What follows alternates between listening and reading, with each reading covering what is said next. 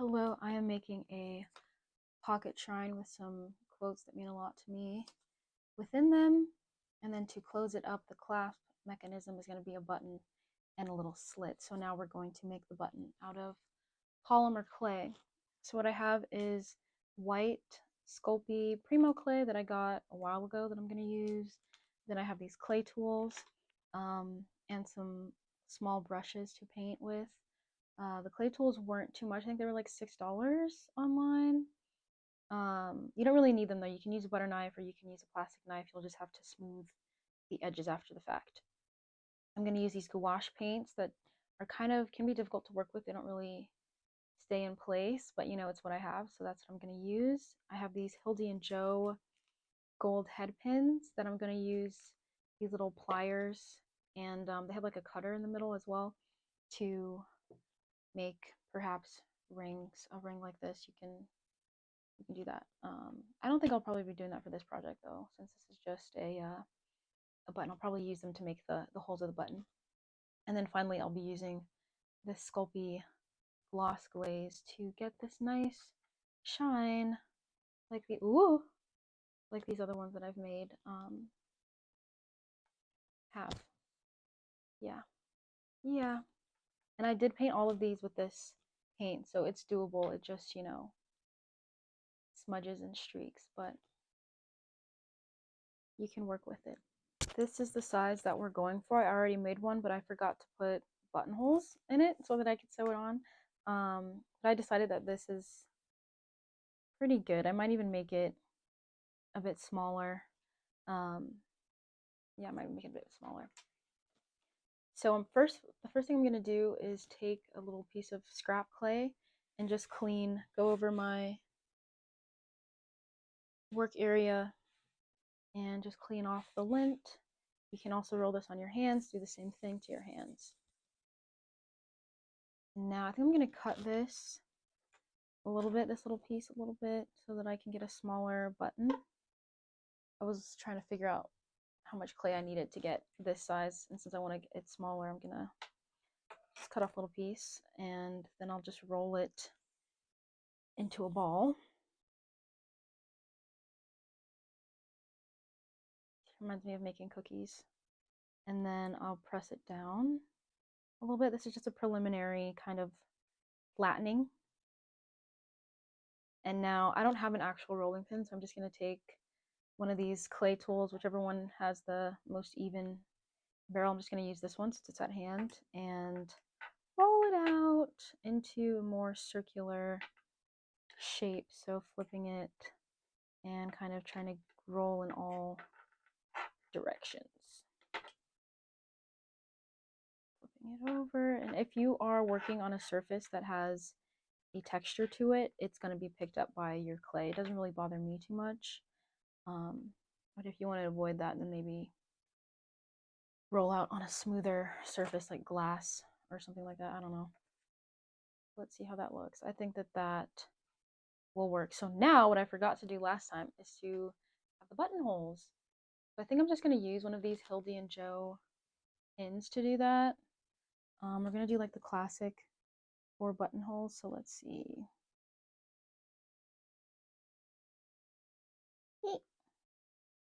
How cute.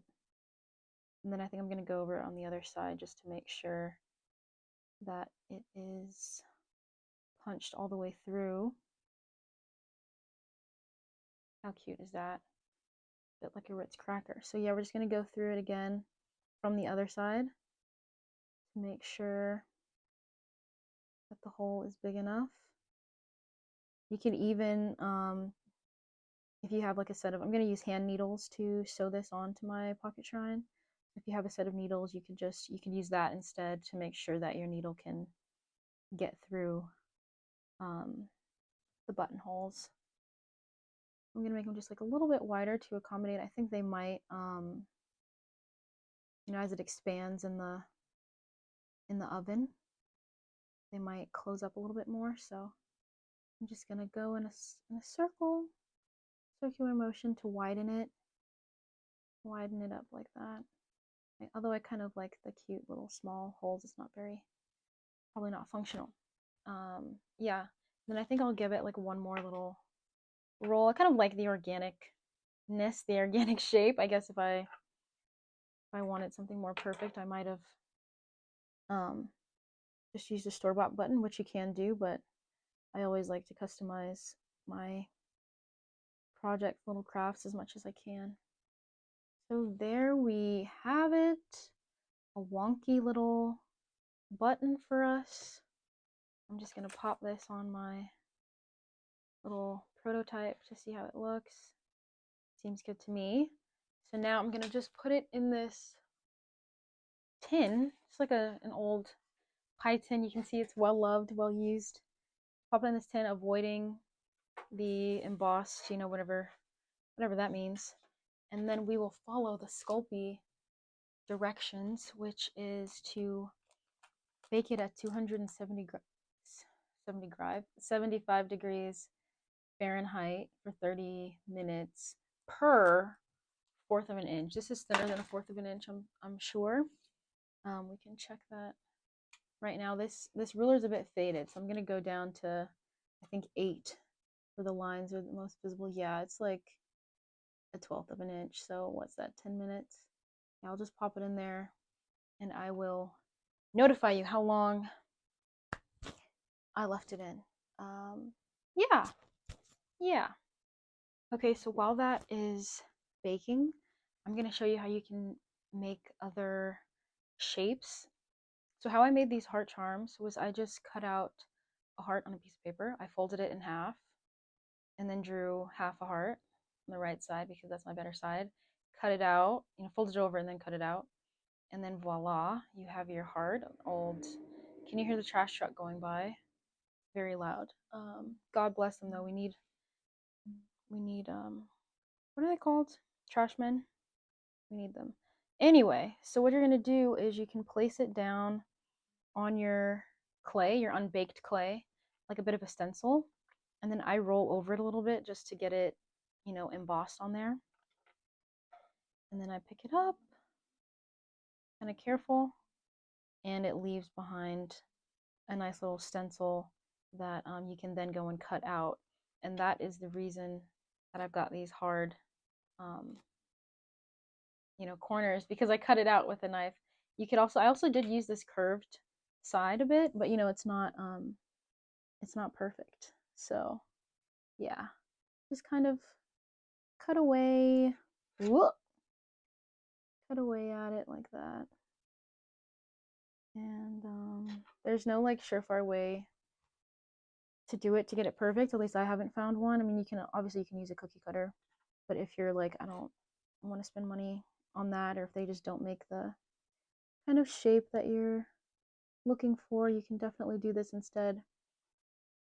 And with any shape, cut out a star shape, or I don't know, a triangle. and go ahead and use it as a stencil to make a nice little shape. And then it doesn't take too long if you're not a perfectionist.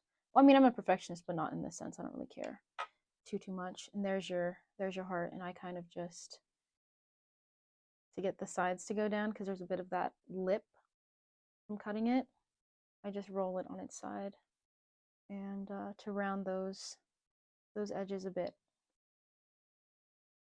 And there you have it, a nice little heart charm. And you can do more to smooth out the sides if you want, but that is a pretty easy way to get a nice little shape. I'm not sure that I'd want to stab 4 holes in this heart to make a button, but you definitely could.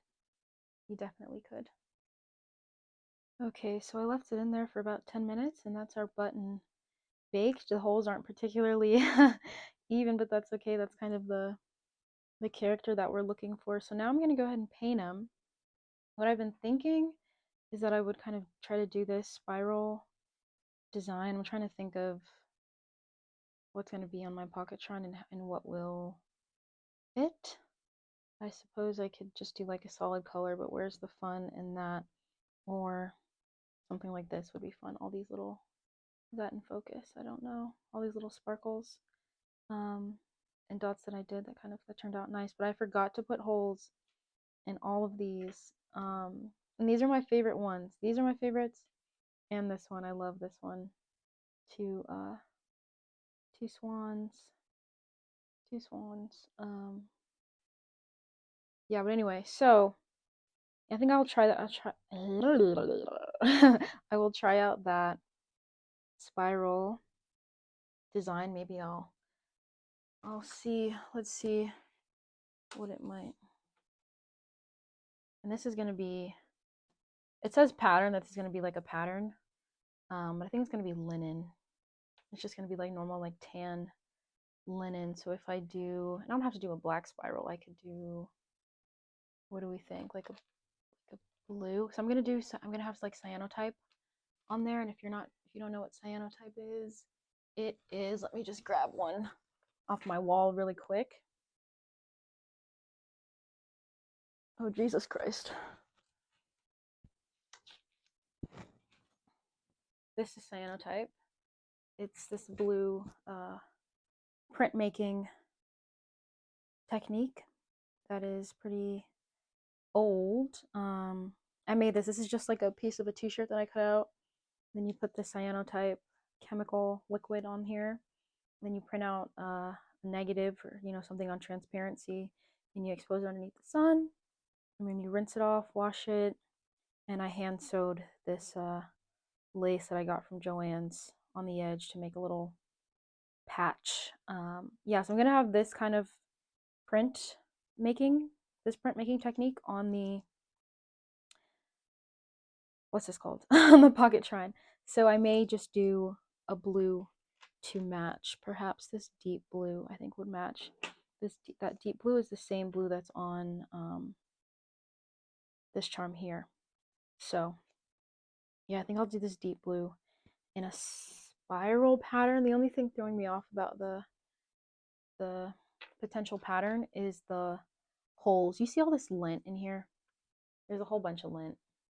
Whatever, even though I clean my little space, it is what it is. It doesn't really bother me too much. It adds character. Make a mistake? No, it's not a mistake. It just adds character. You also don't really need all this water, but I like to have it at my disposal. So I got these gouache paints from Joann's, and then I also got this tiny little brush from Joann's as well. I think this was about $3, and with all of the sales they have at Joann, this was probably about $3 as well. Cheese and rice. She just flew right off the table. That's fine. So you don't want to like go in and pick up a whole bunch. I don't even like squeeze this out on a palette or anything. I just kind of, let me make sure that this is okay. We're in frame. I just kind of go into the tube itself and try to get like an even bit on the tip, just like so. And yeah, I'm trying to remember how I did this. I did this a few months ago. I'm just gonna kind of go around in the way that one would think a spiral would. And yes, it's not, whatever, maybe it'll come together. If it doesn't, we can always make another one. Oh, do I want it to go in the holes? I suppose so. I've already kind of done that. All right.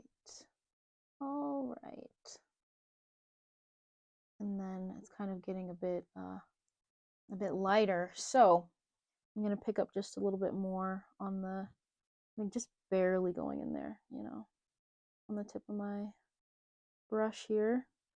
Kind of trying to dust off any like globules, because they'll kind of, make it unpredictable. What, I'm gonna go over it just like one more time. And I didn't finish my thought. Those little globs on the tip can make it unpredictable how it shows up, how it shows up on the, once you put brush to clay.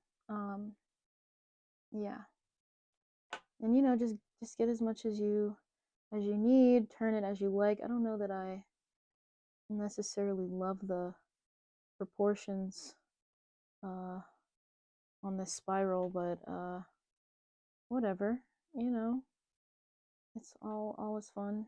All is, how's it go? I don't fucking know. I'm sorry for cursing. I'm sorry, Mom, for cursing. Cursing kind of is freeing though, isn't it? It can be, at least for me. I hate having to, it's annoying having to censor yourself, having to water yourself down, you know, for other people. Of course, there are some, you know, instances where it's not appropriate. I don't curse in front of my parents or elders. Elders, of course. Church elders, or, you know, my grandmother, my aunts for that matter. They pop me upside the head. Anyway. So yeah, I don't do that. But you know what is different about this one? The little wobbles gave this quite a lot of character, you know? And we don't really have those wobbles here. And then also we got a lot of white space. I might fill that in after the fact. But whatever, we're on this journey together, right? We're on this journey together. That's the fun in, you know, making stuff. It's just, you know, it's supposed to be fun. You don't have to be perfect. I'm not a professional here. Of course, I'm sharing it, I'm filming it, and I've got a little microphone clipped to my shirt and whatever. But really, it's all for good fun. And also be mindful of your finger placement. I haven't had any mishaps so far, but I've been careless, and I could have, you know, smudged it a bit. So be mindful of that when you're painting. This pocket shrine is a really exciting thing for me. I love literature. I love quotes. I don't think I went into what exactly it is. A pocket shrine is generally like a Catholic thing. You might have seen them in Altoid tins. People put prayer cards and saint medallions and rosaries and, you know, different things like that. That kind of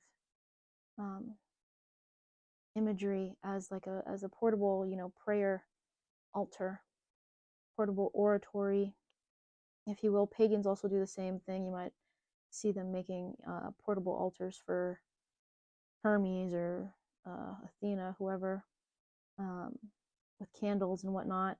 And so in mine, I'm going to have quotes that mean a lot to me. On the outside is going to be a line from a song of one of my favorite bands called Loathe. And the line goes, "What would you do if you weren't afraid?"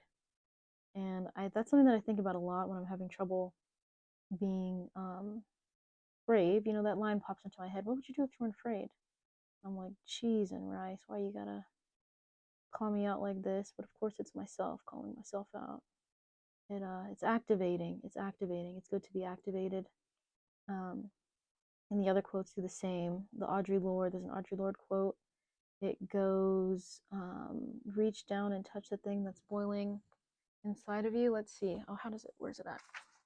You need to reach down and touch the thing that's boiling inside of you and make it somehow useful, which is hopefully what I'm doing right now by kind of sharing this. I was like, does anybody even care? You know, I posted a video in January, and I'm not looking for pity here. I know it's kind of awkward when people are like, oh, wah. I'm gonna clean this off. I have a bit of a glob on there that I didn't want to leave. But I posted a video in January about guitar. Didn't get too many views, and I was a bit como se dice, disheartened by that. I mean, obviously it was my very first video, but I don't know. I don't know what I was expecting, but I was expecting something nonetheless, something more than that. And yeah, so I didn't post on the video because also I was like, what am I even going to talk about? Like, I'm not really good enough at guitar to be giving anyone advice or even necessarily sharing my playing like some people do. But then I was like, you have all these little things that you do, all these little things that you enjoy, that you make, that you're looking for in other people when you're supposed to be the person that's, you know, offering it, you know? So that is the whole point of making this. I also put the heart button in the oven, and it's about time to take it out, but it's not really detrimental if you, at least I haven't found, if you leave it in a bit longer. Yeah, so this is there's our spiral. I think I might fill this part in a bit because that's bothering me. I don't know. It just seems like it's like, hi, you know? I don't care too much for that.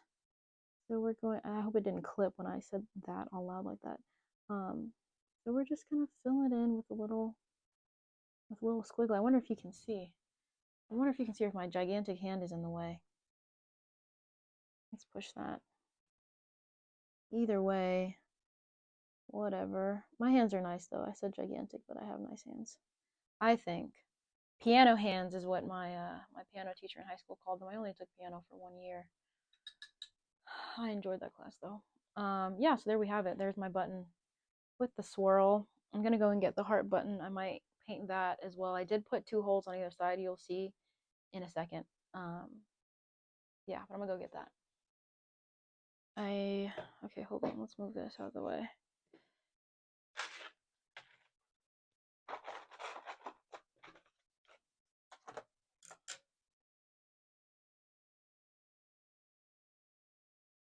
Okay, so before we paint the heart one, if I paint that a little bit later, we need to, almost forgot, I have to glaze it. So that's what I'm gonna do. Let's look at the directions. I'll read the directions to you. It says stir gently and thoroughly, do not shake. Test on painted surface before use. Apply glaze to baked clay with brush. Let dry 30 minutes between coats. Fully dry after 24 hours. Easy cleanup with soap and water. Keep from freezing. I live in California, so that won't be happening. I have this super contraption. I cut the 2 outside prongs off of a plastic fork so that it would fit in here as my stirring apparatus, to act as my stirring apparatus. Because, you know, stir, that's kind of a particular, very specific instruction. So it doesn't say shake. So that's what I do. I'm trying to figure out the best way to do this, because in the past when I have brushed it on, you get a bit of a streak. Do you see that? You see that streak there? Which doesn't bother me particularly, as you know, I've said, you know, several times, but it does kind of muddy it up a little bit. So I think I might just pour it on there and then let it drip off by putting this in there and then just going like that. You know what I mean? So that's what I'm gonna do. I'm trying to think, should I pick it up first? Should I pick it up and then put it on there? Should I put it on there and then pick it up? Let's see how easily I can pick it up. Ah, okay. Well, let's see. Okay, let's really do it. Okay. I'll put it on there and then I'll pick it up. Yeah, I don't really remember, to be honest, the exact process. I think I did just brush it on with these other ones, but I did that a while ago. So wait a second, I don't know why I did that. I just felt like it needed more prep. It needed more preparation. I'm just gonna do about, you know, that much. Do about that much, and then I kind of, oh my gosh, I have this brush that I use. It's nice and hard from, you know, the last time I did it, and I'm trying not to touch the, oh right, because we have the holes, so it's gonna fill in the holes. Oh Jesus Christ, did I make a mistake? Well, if I just go in each of the holes and kind of, sure, this is just kind of to spread it about. I'm not really making contact with the button itself. I'm kind of just moving the liquid over top. You know what I'm saying? Yeah, just to kind of get it more even. Okay, so now, oh, it kind of settled through the holes, so it's fine. Everything is fine. So now I'm just going to kind of pick it up as demonstrated before. Oh, relax, Breland, relax. And kind of help it onto there and kind of just, we'll kind of just go like that. And then maybe I'll put, and it's starting to drip. I don't know if you can, probably can't really see from the overhead view. It's kind of all starting to drip down to the one side. I might flip it over so that it can drip the other direction, make it nice and even. Yeah, but anyway, what are you guys up to? Oh, cheese and rice. I just slid it on my finger. It's fine. It didn't really mess anything up. Yeah, you guys make buttons often or what? Okay.